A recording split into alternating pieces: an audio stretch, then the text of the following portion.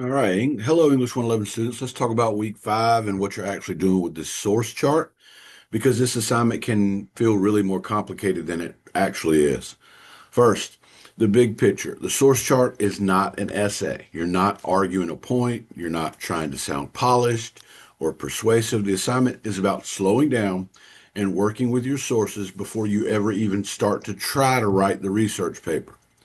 Most students want to rush right into writing, and that's usually where things start to fall apart. The source chart forces you to read, to document, and to think first, and that's the whole point of the assignment.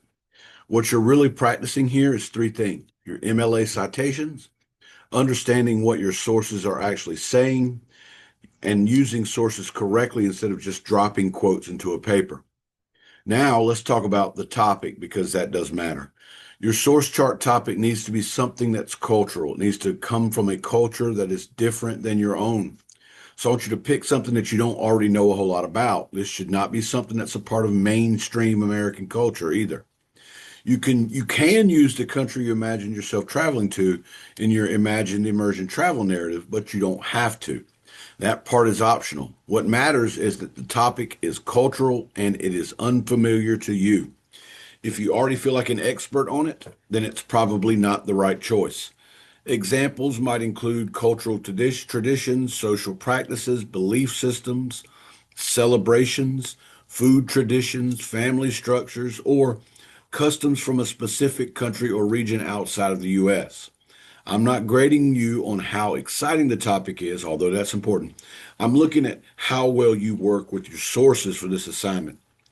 Inside the source chart, you'll be pulling out things like the author's main idea, useful quotations and paraphrases, and notes about how you might use that source later when you are actually writing the essay.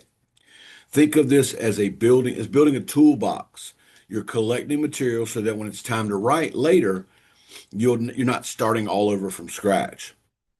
One important piece of this assignment is the Jaguar tutoring assignment. This is not just busy work. The step is there to help you to catch problems with citations, your use of sources, and understanding before you turn in the final draft. So you should plan ahead for that. If you wait until the last minute, scheduling can become an issue. Remember, what you're supposed to do is submit your source chart assignment before the final draft is due about midweek. You should submit that source chart assignment to Jaguar Tutoring through the portal link that I've given you in the folder. They will give you feedback. You then incorporate that feedback, do your revisions and your copy editing and stuff, and then submit the final draft to me at the end of the week. Finally, take this assignment seriously, but don't overthink it. This is about practice, not about perfection yet. Read carefully, follow the instructions in the source chart assignment, and give yourself time to work through each part instead of trying to knock it all out in one setting. If you're unsure whether your topic works or you're confused about what should go in a section of the chart, reach out to me earlier.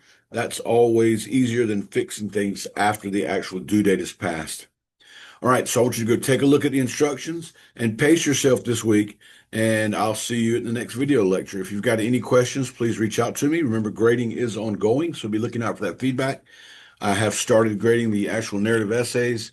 You should be getting those grades this week. All right. Thank you much for your time, and I hope you have a good week.